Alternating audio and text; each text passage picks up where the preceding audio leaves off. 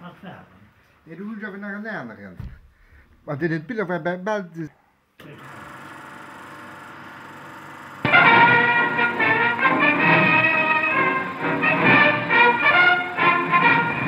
19 août, nos Allemandes s'agit. Là-bas. Le départ devient une rave. Des trains de camions descendent les Champs-Élysées, jets d'hommes et de matériel. On disait autrefois, ils nous prennent tout. Bientôt, on dira, ils nous ont tout pris.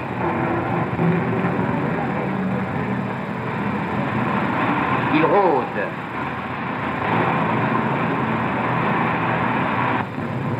Fait partie d'une retraite ou un mauvais coup?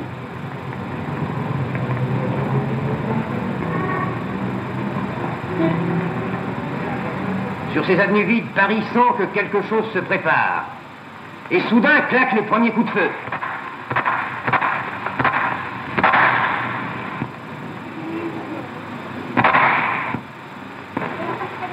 Jaillit des profondeurs de la résistance, des affiches sortent des murs.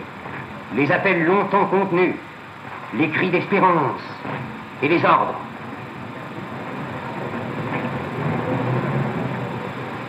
Paris a compris que la libération est proche et que c'est lui-même qui doit la conquérir. Mais avant d'aller au combat, un brin de toilette. D'un coup de balai, Paris se débarrasse de 2 chefs d'État. La décision est prise, il faut en finir. Et soudain, le cœur même de Paris commence à battre et à se battre. Dans la cité, berceau de la ville, entre Notre-Dame et le palais de Saint-Louis, la préfecture de police est le premier bastion de la résistance.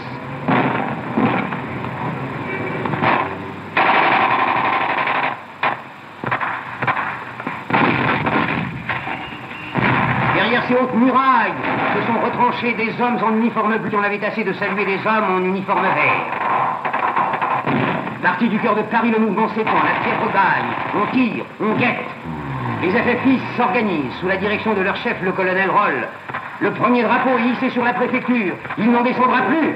Et désormais, il faudra modifier la vieille chanson française et dire « Les agents sont des gens braves ».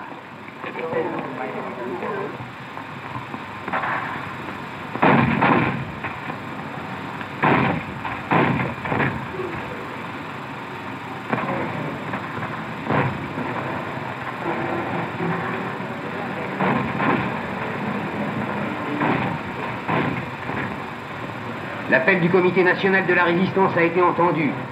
La lutte se déchaîne. Paris a trouvé l'autre centre de son combat, l'hôtel de ville, la maison commune, l'origine de toutes nos libertés. Là aussi flotte le drapeau. Là aussi le droit de le hisser a été acheté dans le sang. Une voiture surgit du no man's land de l'insurrection. Elle conduit à l'hôtel de ville le nouveau préfet de la Seine.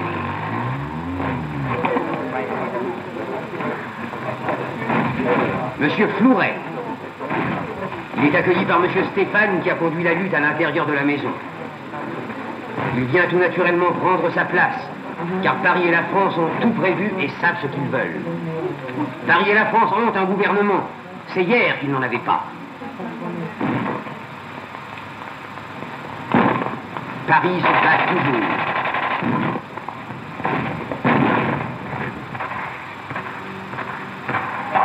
Les mairies ont suivi l'exemple de l'hôtel de ville.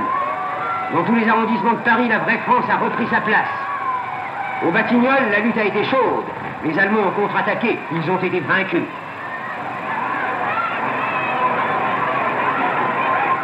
Le maire du 17e a tenu son poste. Paris est un grand pays fait de petites villes et c'est parce que chacune d'elles fait son devoir que Paris sera sauvé. Les Allemands ont fini par comprendre. Ils savent maintenant qu'on ne les laissera pas partir sans leur dire adieu.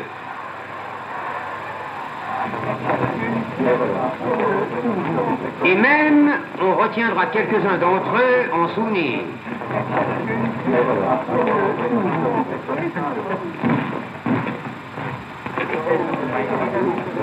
Indifférents ou arrogants, ils semblent surtout honteux de finir la guerre entre les mains des civils. Et stupéfaits que ces francs-tireurs, qu'ils croyaient pouvoir mépriser, ne les traitent pas comme ils les auraient traités eux-mêmes. Des rafales traversent les places.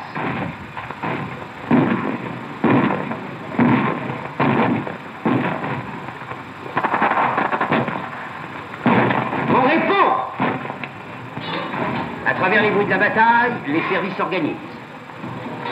Dans l'hôtel de ville, les Parisiennes sont à leur poste. Et l'activité des machines à écrire répond dans les bureaux au bruit des mitrailleuses. Paris se bat. La lutte commencée avec des pistolets, reste à main nue, se poursuit avec des armes prises à l'ennemi. L'ennemi est déjà réduit à se défendre et à tenter prudemment le terrain. Il envoie des chars. On les lui retourne.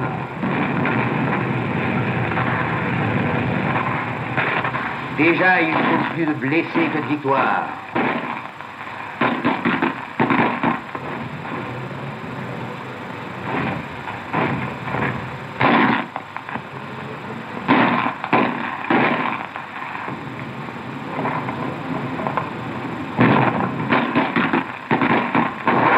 Il s'éveille, s'agite. Le peuple de Paris est à l'affût. Son premier char, il l'a pris à l'adversaire. Et il sait s'en servir.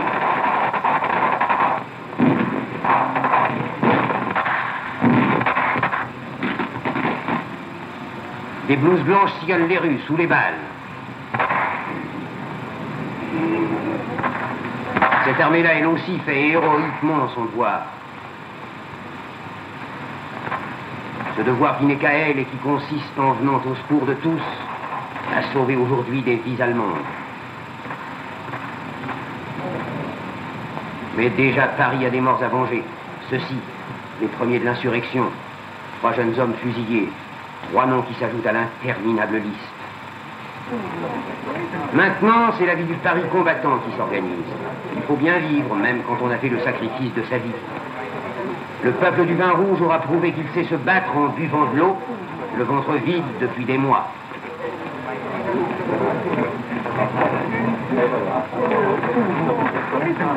Et pour la première fois, c'est aujourd'hui qu'on rase gratis. Mais attention, la lutte prend un autre visage. Paris retrouve dans sa mémoire, toujours vivant, le grand geste instinctif de sa défense contre les oppresseurs. Paris construit ses barricades. On abat des arbres. On arrache les pavés qu'on avait perdu d'habitude.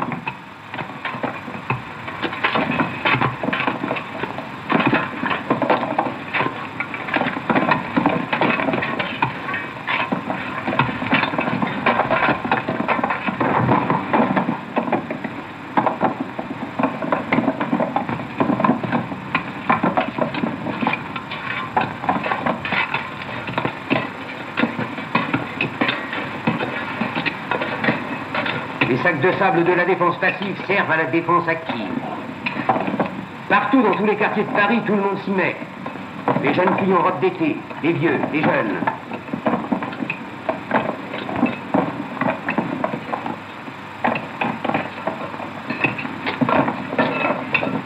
Les enfants de la guerre qui n'ont pas connu les châteaux de sable prennent leur part de ce jeu terrible.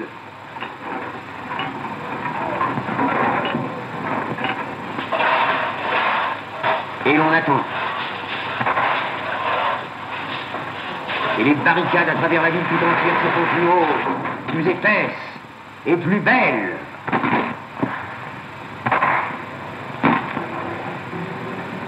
La vieille technique des grands-pères est revenue dans les mémoires. Et l'on attend encore. Et l'on est prêt. L'ennemi a hésité, reculé parfois. Il abandonne des canons qu'on retournera contre lui.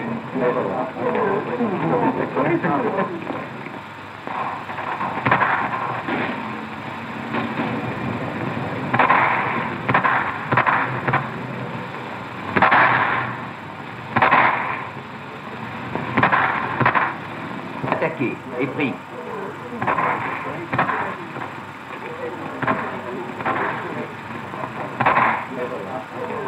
Des voitures aussi, que l'on s'empresse de camoufler et qui porteront de barricade en barricade des munitions et les ordres.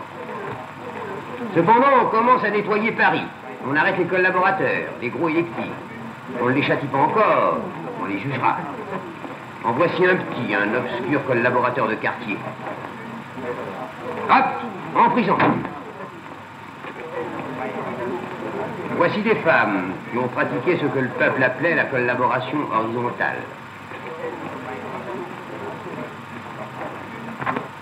Et voici du plus gros gibier, Monsieur Stéphane Lausanne, ce journaliste qui a déshonoré Paris depuis 4 ans, pour ne pas dire plus. L'autre, c'est Monsieur le Président Devise, l'homme du tribunal spécial qui, aux ordres d'Hitler, a condamné à mort des Français. Ici, les Allemands n'ont même pas eu besoin du président Devise pour tuer. À Romainville, avant de partir, ils ont fusillé pêle-mêle des hommes et des femmes. Une fois de plus, ils ont laissé leur marque. La signature des brutes qui ne savent signer qu'avec des croix.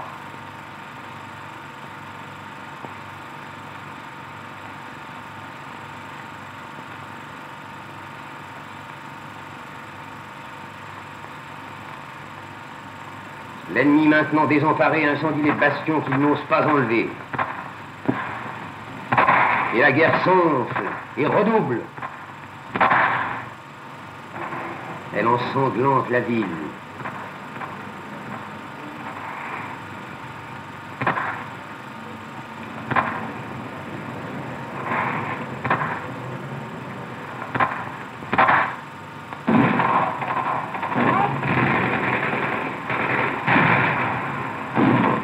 Contre les chars qui crachent, on se défend avec des mitraillettes. But inégal, mais ce n'est pas le plus fort des vainqueurs.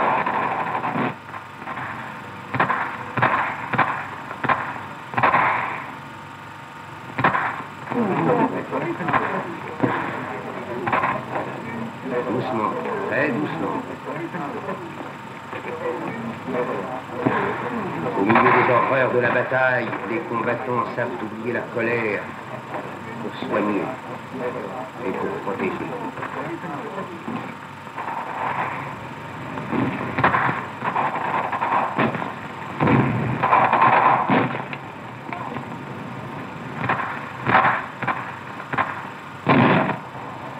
Jusque dans les tours de Notre-Dame, des miliciens se sont retranchés. Il faut attaquer au fusil. Un char est détruit.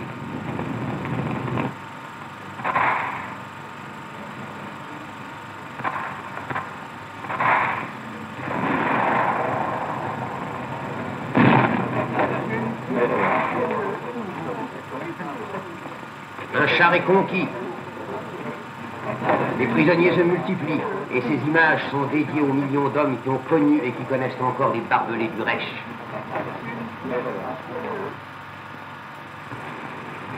Les chars arrachés à l'ennemi, on les naturalise aussitôt dans les rangs de la résistance.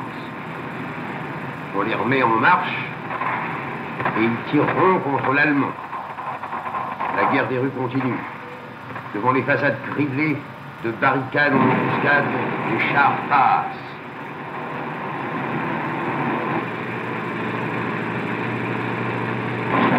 Les hommes tirent.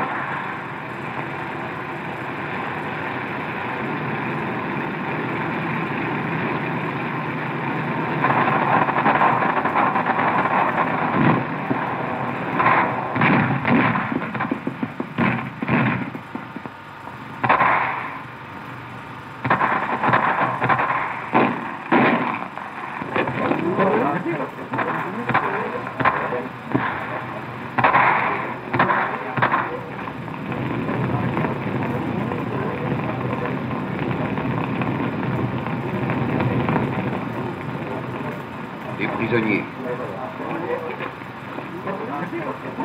Des prisonniers. Et encore des prisonniers.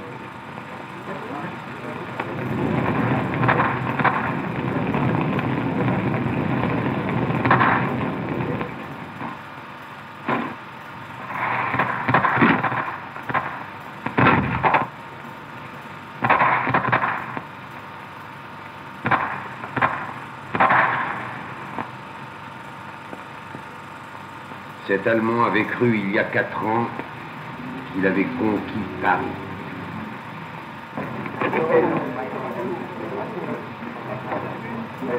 La lutte touche à sa fin.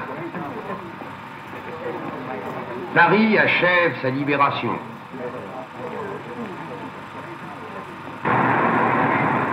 Maintenant, les avant-gardes de la division Leclerc roulent vers Paris.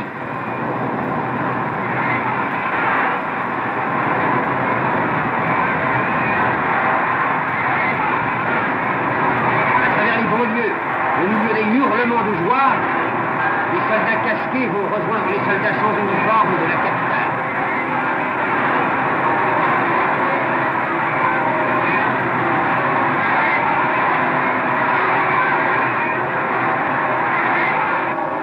Quelques tours de chenille et ils sont à l'hôtel de ville. Et là, dans la lueur des torches, ils vivent avec Paris la dernière nuit d'un cauchemar de 4 ans. Le lendemain matin, le gros des troupes vient rejoindre les avant-gardes. Une armée jeune, forte, propre, hérissée d'armes, montée sur des chars qui portent les noms de nos provinces, de nos villes, de nos femmes, entre de partout dans la ville aux 54 portes.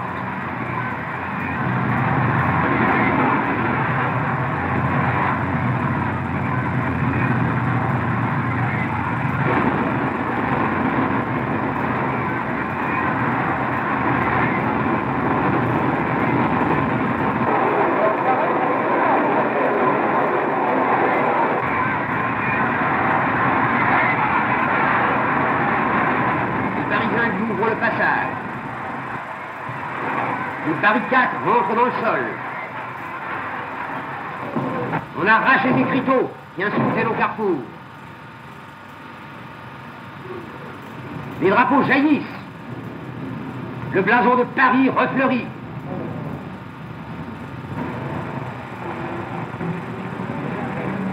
De toutes les fenêtres, les 3 couleurs ont giclé. Cependant, après l'héroïque combat des FFI, les derniers terriers de l'ennemi grouillent encore et les chars se préparent au combat. Ici, rue des Archives. Alors, rue des Archives, non, nous allons progresser par ici. Juste rester l'endroit de près. C'est bien. Alors, nous progressons sur la colonne ici. Alors, vous laissez la colonne ici. Alors, ça, votre commandement, nous donnez votre officier loin, deux chars de ce côté et un char de l'autre.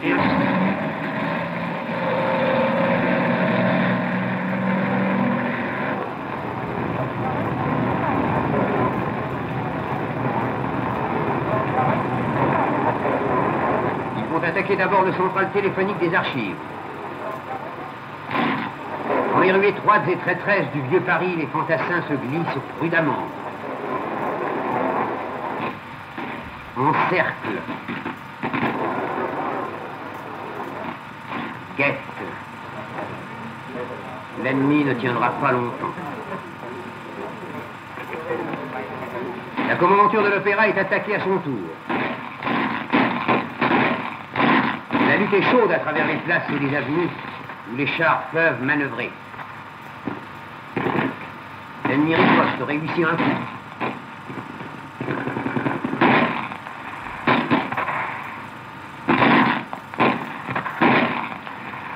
Il faut l'attaquer de partout. Là encore, il cédera, comme il cédera ailleurs. À l'hôtel Meurice, au Sénat, à l'école militaire.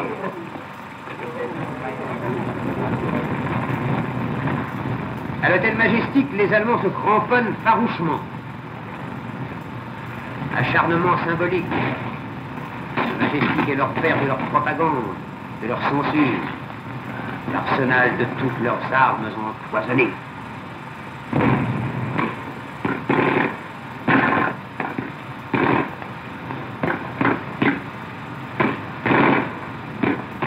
Les hommes avancent, patrouillent,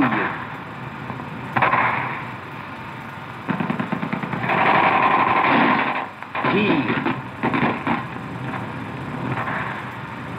cernent leur gibier.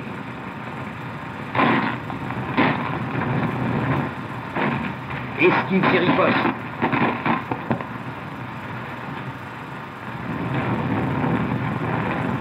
Les chars montent vers l'étoile. C'est une chasse à droite. Prudente.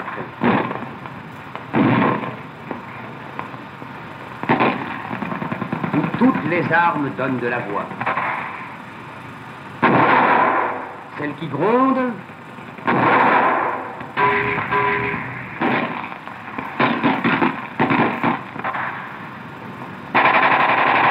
et celle-ci claque.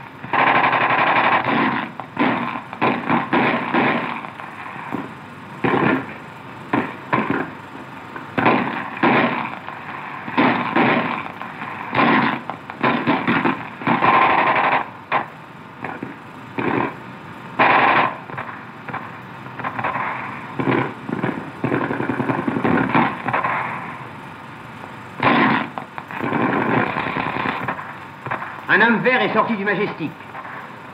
Un parlementaire. Les pourparlers sont courts puisqu'il ne s'agit que de soumission.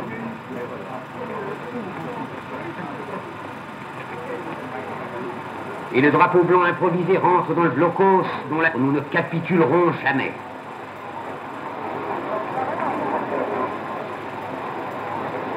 Ils ont capitulé.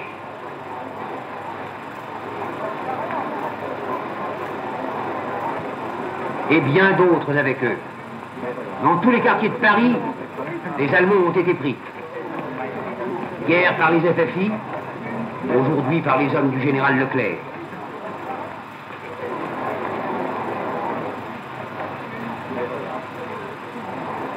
Et l'on voit les captifs sortir de tous ces bâtiments où ils s'étaient crus chez eux.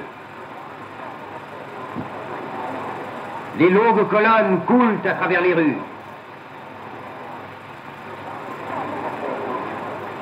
Nous avons connu trop d'images semblables à celle-ci.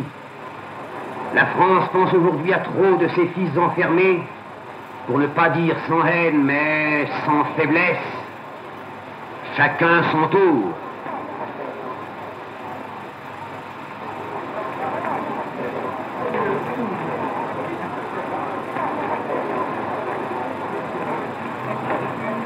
Ces hommes désarmés seront ce soir les seuls Allemands qui occuperont encore Paris.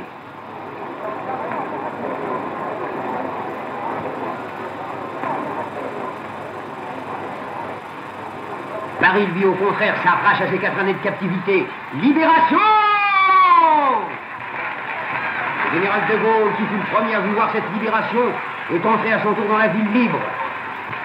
Pour la première fois depuis 4 ans, un micro-français parle français. Hommes et femmes qui sommes ici chez nous, dans Paris, levés, debout, pour se libérer, et qui a su le faire de ses mains, non, nous ne dissimulerons pas cette émotion profonde et sacrée.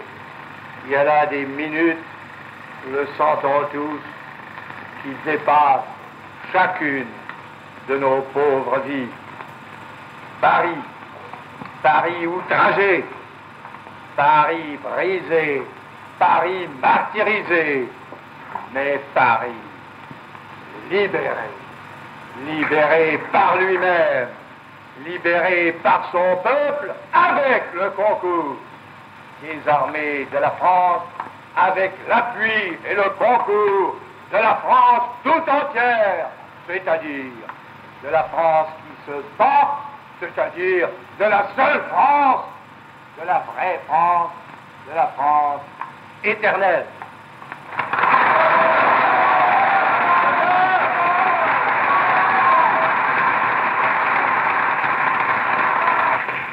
La joie est maintenant permise. Elle éclate. Paris déborde. Les troupes alliées pénètrent en masse, innombrables, joyeuses, gorgées d'essence, bardées de fer.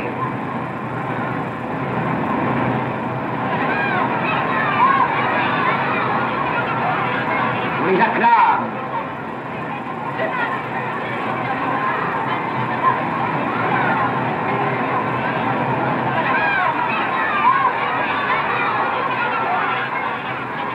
La ville bouillonne.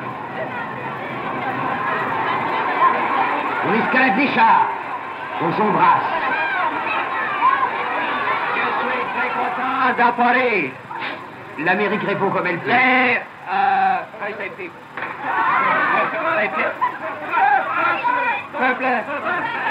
Les peuples de Paris est bon et joli.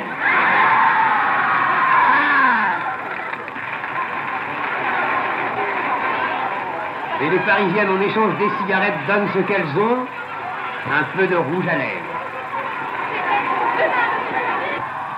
Samedi 26 août, une semaine, jour pour jour, après que le peuple de Paris s'est dressé, après les jours de bataille et d'angoisse, c'est la journée du triomphe et de la certitude.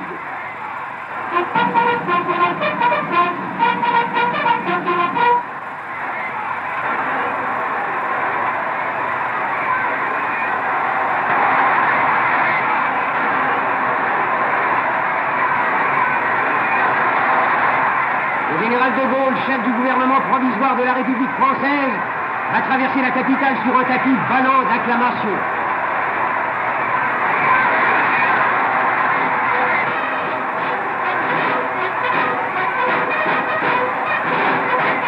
Précédé par les chars victorieux, entouré des généraux Leclerc, Koenig et Juin, il descend les Champs-Élysées à pied, sans face, mêlé à la troupe de ceux qui ont lutté avec lui, hors de France et en France.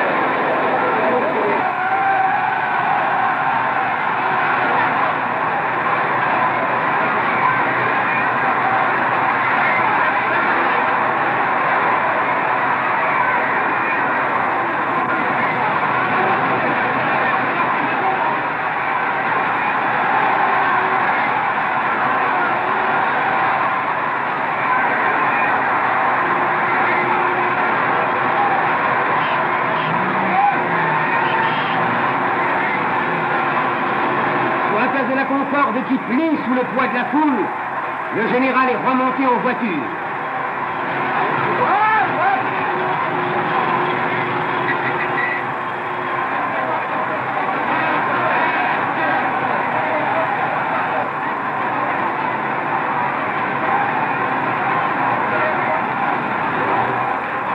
Et le défilé s'engage dans la rue de Rivoli, où flottaient hier encore les étendards à 3 gamets.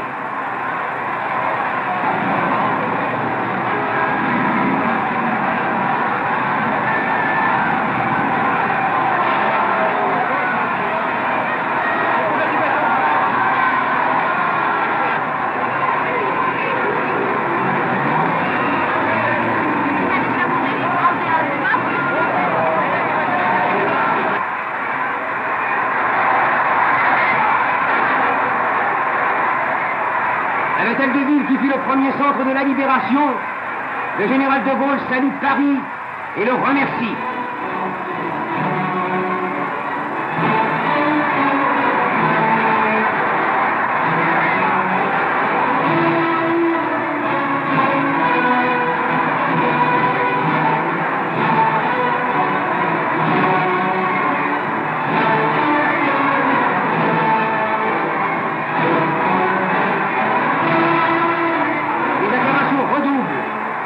Déferle de rue en rue, partout, et vient éclater sur cette grande place au cœur de Paris, au cœur de la France, la place de la République.